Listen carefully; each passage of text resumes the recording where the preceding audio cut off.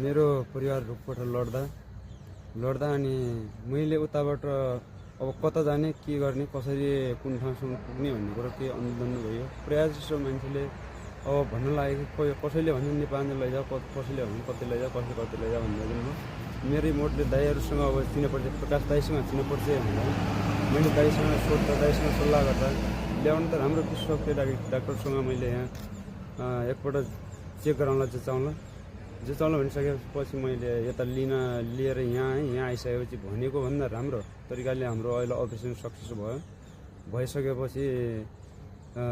भइसकेपछि पनि अहिले यहाँको सबै वातावरण हाम्रो कर्मचारीहरू डाक्टरहरू धेरै राम्रो सरसफाइ हरेक चिजमा धेरै सेवा सुविधा भएको ठाउँ रहेछ।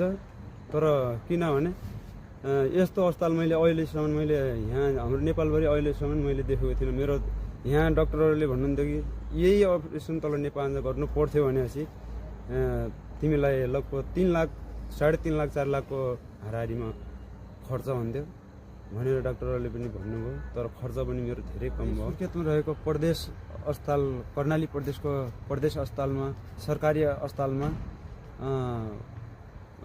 औषधि गर्न पाउँदा धेरै खुसी भएँ म।